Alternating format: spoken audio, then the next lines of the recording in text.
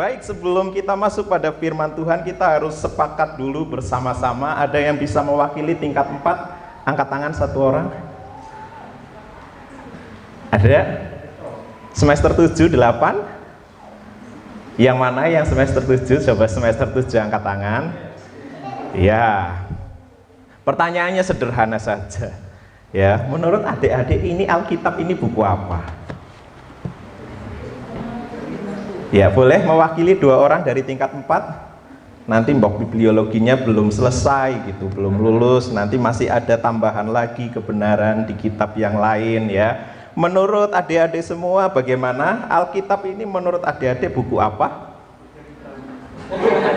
Buku apa? Buku cerita. Hanya sekedar cerita? Ada lagi yang lain selain buku cerita? Ya, yang tingkat 3 mewakili. Tingkat 3 ada Alkitab ini buku apa? Sudah belajar bibliologi kan ya? Iya. Ya, tingkat 3 mewakili 1 orang. Alkitab buku apa ini?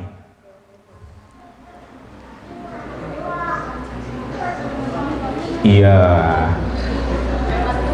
Firman Tuhan. Ya, tingkat 2 yang tadi luar biasa memuji Tuhannya. Saya ikut bermazmur ya. Kalau nggak ada Pak Pangeran mungkin saya joget-joget ya. Tapi saya jaim sedikit ada Pak Pangeran ya. Jadi saya nggak ikut joget-joget ya. Tingkat 2 ya, yang pimpin pujian saja tadi semangat sekali. Alkitab itu buku apa?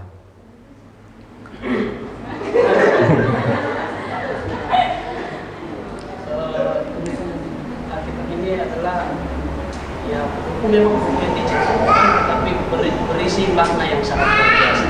Iya, berisi makna yang sangat luar biasa. Memang ketika kita membahas Alkitab ya, bahkan Bapak Pendeta, Ibu Pendeta juga masih sulit untuk menjelaskan tentang apa itu Alkitab buat mereka. Nah, saya mau memberi tema perenungan untuk kita hari ini tentang firman yang mengubahkan. Jadi di dalam Alkitab ini adalah firman Allah semuanya. Ya, dari Kejadian sampai Wahyu adalah firman Allah. Hidup saya, hidup adik-adik semua di sini tidak ada yang bisa merubah. Kekuatan kita sendiri saja tidak bisa merubah diri kita.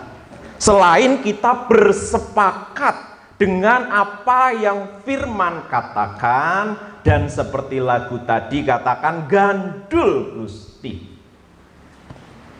Melekat di dalam firman. Namun yang menjadi masalah ketika saya melayani baik di dalam pelayanan pribadi perintisan maupun ke hamba-hamba Tuhan, sebagian besar menjadikan Alkitab itu hanya sekedar saja. Bahkan jujur, banyak hamba Tuhan karena berpikir sudah tahu firman Tuhan, mereka baca firman justru hanya ketika mau menyiapkan khotbah. Masalah. Apalagi jemaatnya.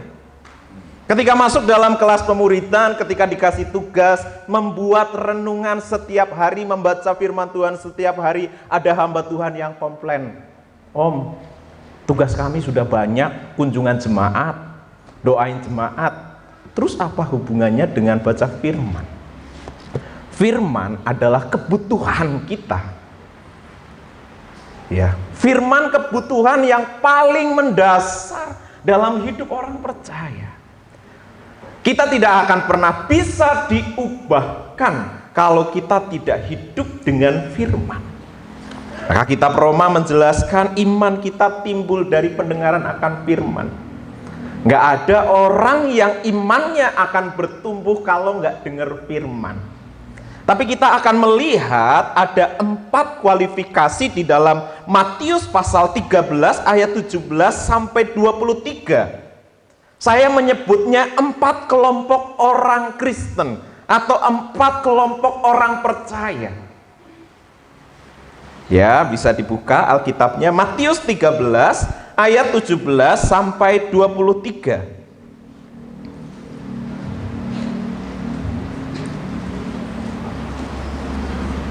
Kalau sudah ketemu, kita akan membaca bersama-sama silih berganti.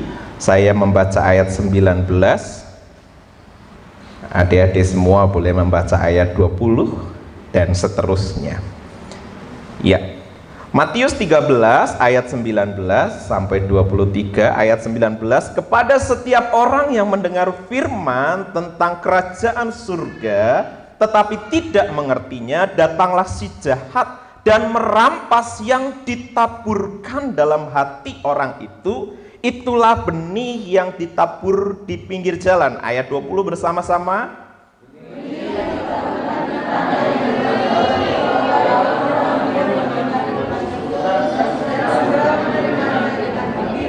Ayat 21, tetapi ia tidak berakar dan tahan sebentar saja.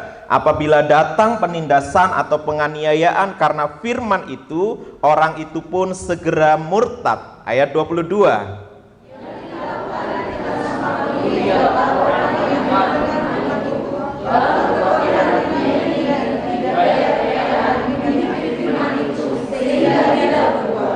Ayat 23 bersama-sama. Yang ditabur di tanah yang baik ialah orang yang mendengar firman itu dan mengerti, dan karena itu ia berbuah.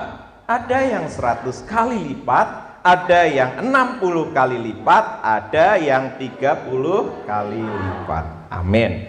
Ya, adik-adik yang dikasihi Tuhan, bagaimana kita bersama-sama melihat tentang kebutuhan hidup kita. Alkitab menyebut Alkitab itu adalah makanan, roti. Ya, kalau bicara tentang roti, ini tentang kebutuhan. Kita di sini tiap hari makan. Satu hari tidak makan, rasanya lemes. Bisa kita bayangkan, kita hidup dengan Tuhan, jasmani kita makan, tapi rohani kita tidak pernah makan. Namun yang menarik, mari kita perhatikan bersama-sama, firman ternyata sekalipun itu sudah diberitakan.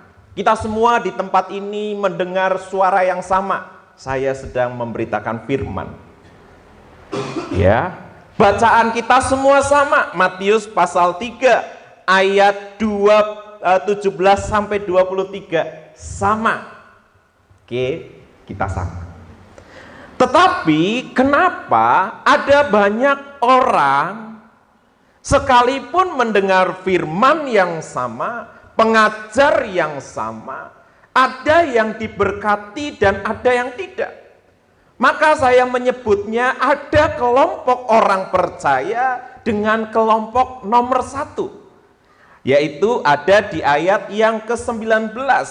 Kelompok ini disebut, di situ dikatakan setiap orang mendengar firman. Ya, kita semua mendengar nih, mendengar firman. Firmannya sama tentang kerajaan Allah, tetapi tidak mengerti. Ya, jadi ini yang pertama adalah orang yang mendengar dan mengerti firman.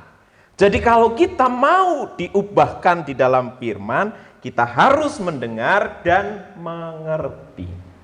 Namun yang menjadi masalah bagi banyak orang percaya adalah mendengar tetapi tidak mengerti, diam saja. Ya, siapa ketika lagi kuliah di kelas gitu, dosen ngajar, ndak tahu, mau tanya tapi malu, diam aja lah, wis lah, ngerti orang ngerti mbuh, gitu. Ya, gak apa-apa. Yang penting SKS-nya cepat selesai. Nggak tahu juga nggak apa-apa, nggak masalah. Ini masalah.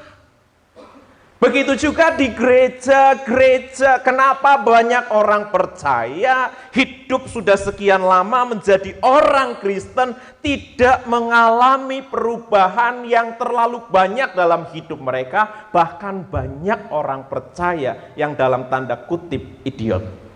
Kenapa idiot?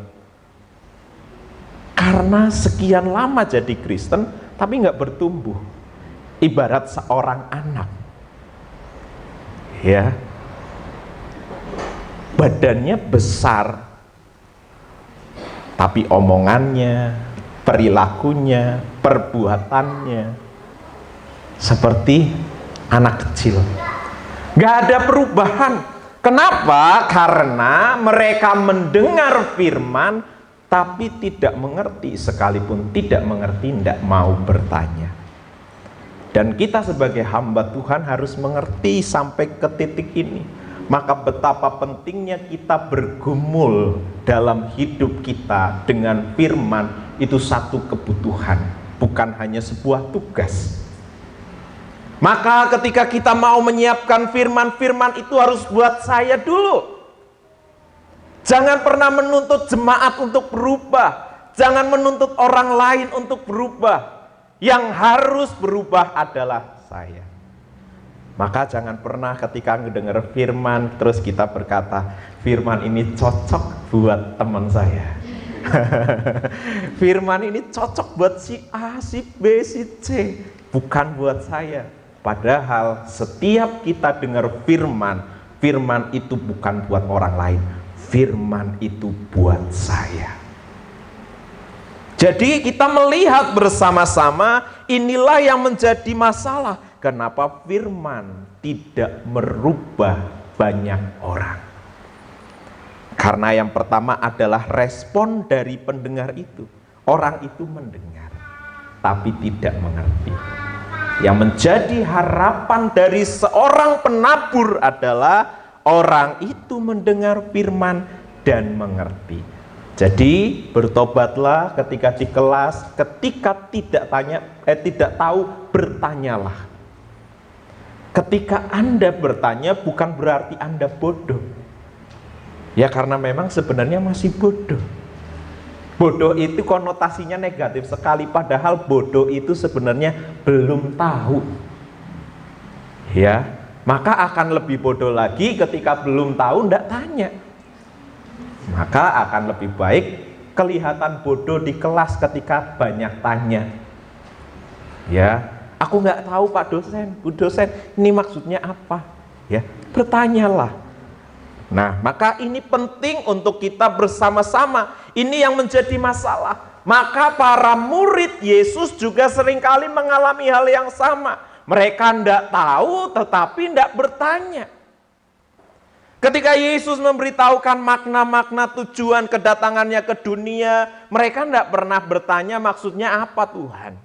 Yang mereka pikirin adalah karena Yesus sebentar lagi akan menjadi orang besar, saya juga akan ikut kecipratan jadi orang besar.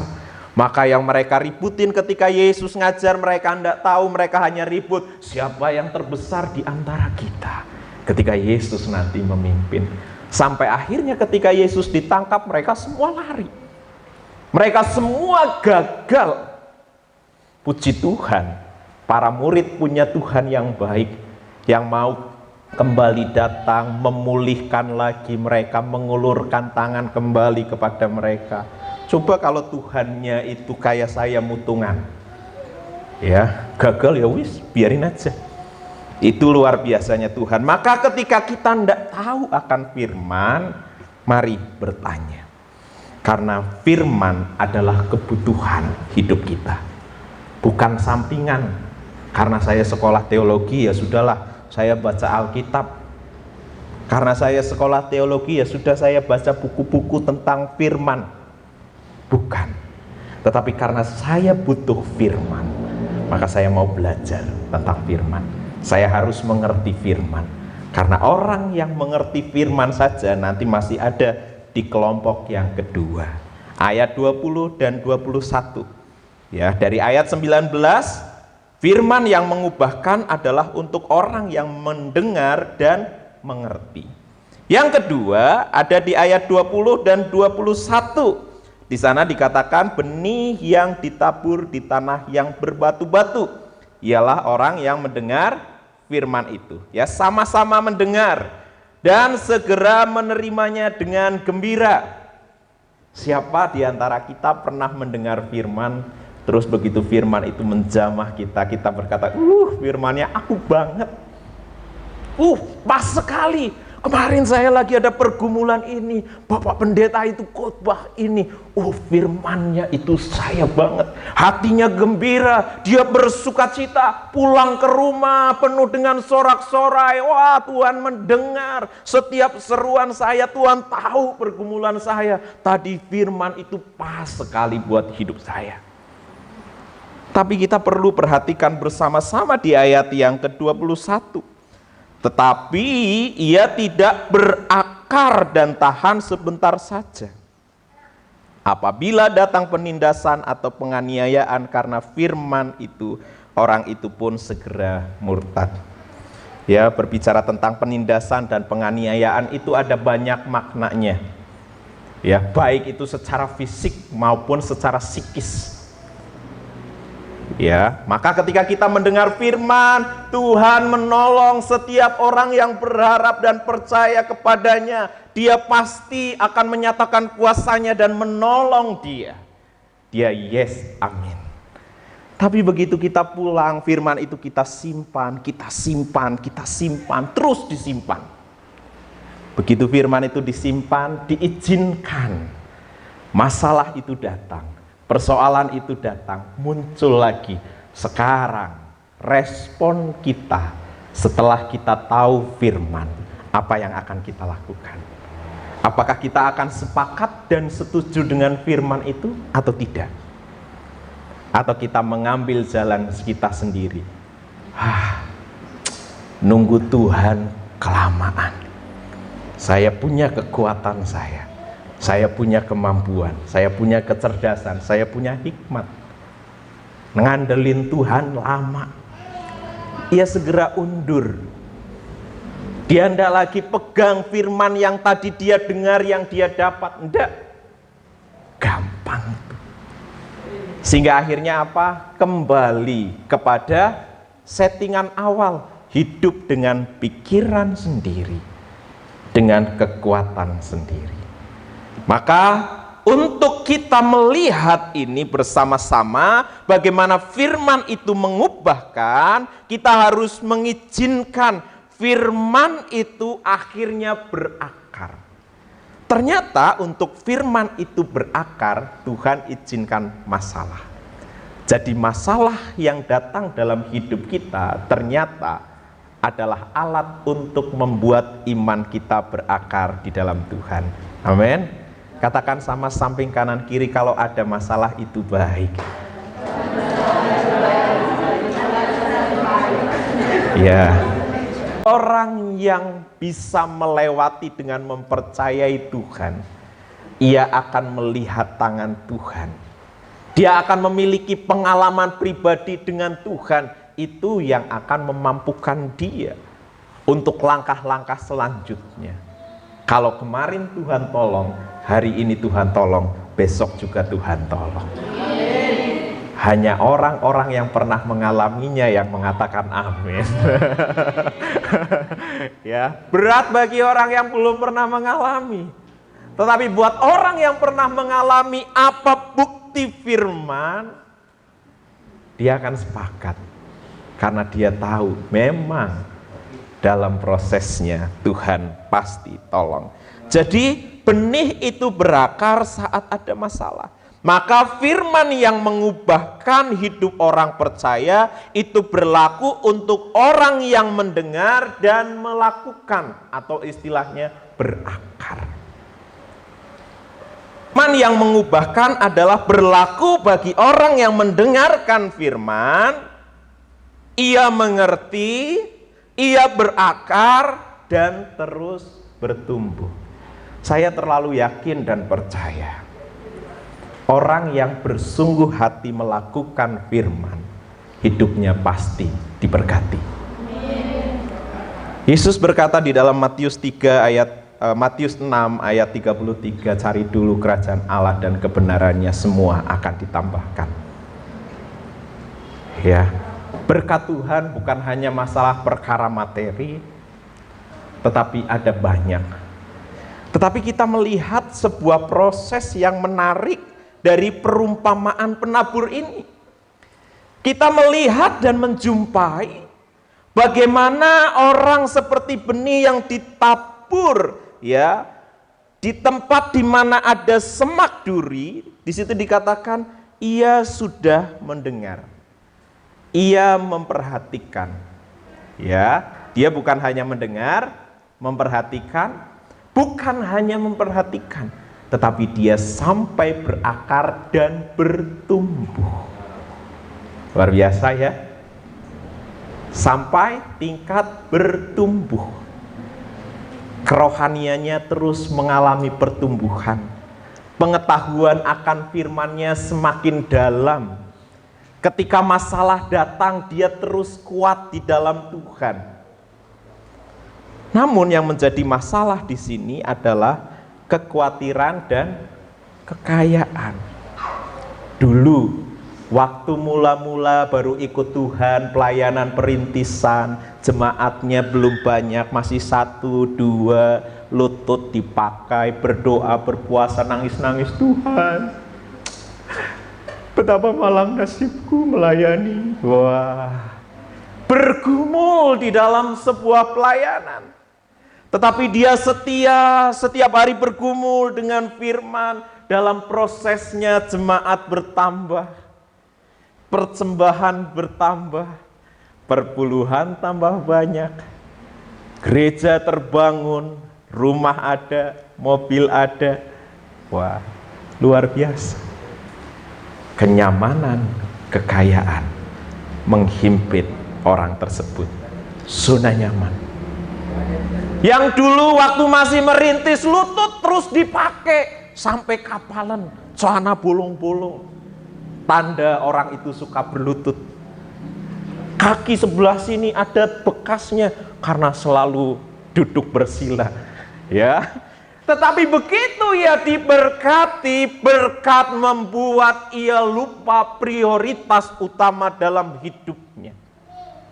Membuat ia nyaman dan ia lupa fokus utama menjadi anak Tuhan. Maka di situ dikatakan firman yang mengubahkan adalah untuk orang yang mendengar dan terus bertumbuh. Tidak puas hanya sampai tingkat pertumbuhan.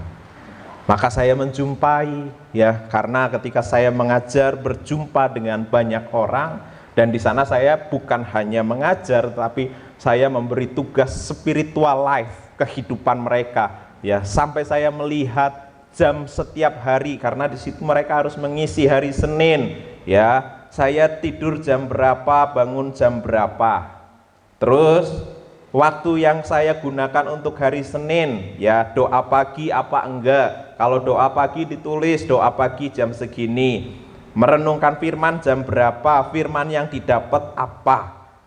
Terus kalau malam berdoa atau tidak, dan lain sebagainya. Terus menggunakan internet. Kalau untuk menggunakan internet untuk masalah pekerjaan, pelayanan, tugas nggak usah dihitung. Tapi kalau yang hanya untuk scroll-scroll, Facebook dan lain sebagainya, itu dihitung. Maka ada target, misalnya saya menggunakan internet hari ini 2 jam, ya, maka mereka tulis 2 jam dan lain sebagainya. Nah, maka di dalam dunia spiritual life itu kami melihat ada banyak orang yang kesulitan mengatur waktunya untuk bersekutu dengan Tuhan.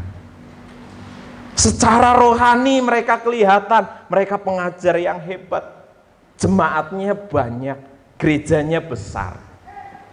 Tetapi ternyata ketika melihat spiritual life-nya, mereka membaca firman, oh hanya di hari-hari tertentu, dan itu hanya untuk persiapan-persiapan tugas khotbah. Karena sudah nyaman dengan segala fasilitas yang mereka miliki.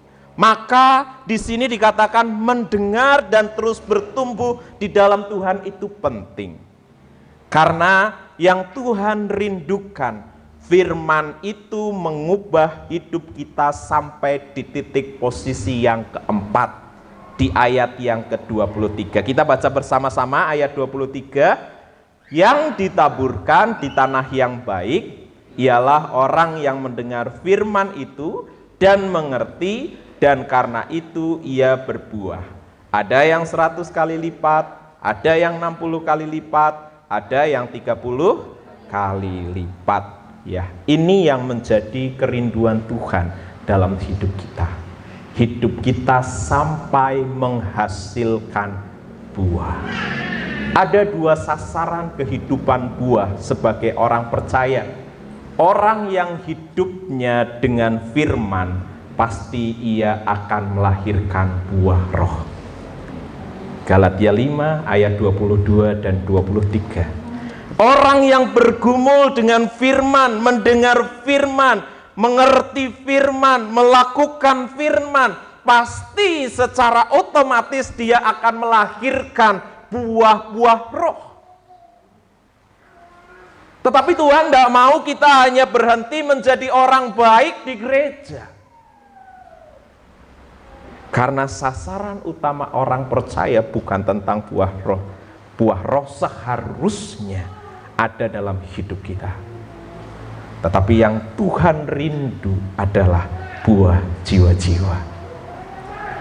Maka jadilah orang baik yang berguna bagi orang lain. Jadilah orang baik yang berguna bagi kerajaan Allah, yang menghasilkan buah pertobatan dan juga buah jiwa. Tuhan rindukan hal ini terjadi dalam hidup semua orang percaya. Karena berbicara tentang memenangkan jiwa bukan hanya tugas pendeta sebenarnya. Tetapi karena kita yang ada di sini sudah diperlengkapi lebih, seharusnya juga bisa lebih. Sekalipun orang berkata zaman sekarang susah untuk menginjil, tetapi orang yang terus belajar untuk bergantung kepada Tuhan, Tuhan pasti akan tuntun dan pimpin kepada siapa ia mau berbicara. Maka beberapa waktu yang lalu, ya, kami baru saja membaptis, ya, karena kami belum punya kolam baptisan. Sederhana saja kan, masih perintisan. Kami ada kolam terpal, ya, yang untuk ikan lele itu, ya, kami buat di halaman rumah kami kolam terpal, ya, karena ada 4 orang yang harus dibaptis, ya. Kolam terpal dibuat di depan rumah, ya. Terus kami baptis di kolam terpal, ya. Duduk lelepin, ya. Duduk lelepin, ya. Jadi itu yang menyenangkan hati Tuhan. Maka orang percaya jangan hanya berbuah untuk diri sendiri, yaitu buah roh. Buah roh harus. Ya, maka kalau kita masih hanya bergumul tentang melahirkan buah roh, ini satu pergumulan yang besar. Seperti pohon yang subur. Tuhan lihat, buahnya di mana buahnya? Tuhan mau kita bersama-sama melahirkan buah roh dan buah jiwa atas kehidupan kita. Amin.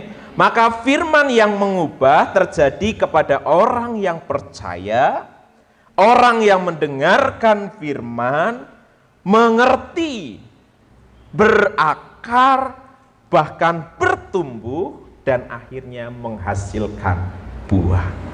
Dan perlu kita ingat, seringkali jebakan terjadi ada di poin yang ketiga.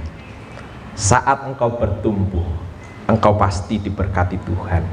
Ingat, berkat bisa menarik kita jauh dari Tuhan. Jadi ini perlu menjadi waspada, karena ketika ada di titik ini, itu zona nyaman seorang anak Tuhan. Saya ketemu dengan seorang anak Tuhan. Dia lagi sakit, ya, kami kunjungin, kami doakan, ya. Saya mau berdoa buat beliau, tapi ketika saya mau berdoa untuk beliau, saya tanya, mau didoakan apa, Pak? Habis ya? Oke, terima kasih, ya. Siap. Ya, biasa saya 2 jam soalnya, ya, kalau ngajar, ya. Ini sebentar, ya. Oke, baik, ya. Jadi ketika saya mau mendoakan beliau, apa yang beliau katakan? Pak Wijaya, tidak usah berdoa buat saya, karena besok saya kan mau ke Penang, ya. Saya mau ke Penang, saya mau ke mau ke rumah sakit di sana. Saya punya dokter di sana, dokter yang bagus. Jadi saya hanya mau nitip doa untuk orang ini, ya. Dia memang lihat orang ini orang susah, ya. Jadi dia tidak perlu didoakan, dia tidak perlu Tuhan. Dia punya uang, dia punya dokter yang bagus, ya. Jadi dia tidak perlu Tuhan. Tapi ketika kemarin corona terjadi, usaha turun, ya, beberapa tempat, dia punya beberapa tempat usaha, dan beberapa tempat usaha salah satunya itu bangkrut. Tiba-tiba dia hubungin saya, Pak Wijaya bisa datang ke rumah enggak? Saya datang ke rumah. Ketika sampai di rumah, beliau cuma ngomong, Pak Wijaya, tolong doain saya, masalah saya besar banget. Ini sebentar lagi tagihan utang ini, tagihan utang ini, tagihan uang ini. Jujur sebagai seorang hamba Tuhan mau berkata, kenapa kemarin gak mau didoain, gak mau Tuhan. Sekarang susah aja cari Tuhan. Ya, itu zona nyaman membuat orang bisa jauh dari Tuhan. Jadi penting untuk kita bersama sebagai hamba-hamba Tuhan. Saya menyebut kita semua ini hamba Tuhan. Saya percaya suatu hari nanti saya akan melihat kalian akan lebih dahsyat, luar biasa dipakai oleh Tuhan.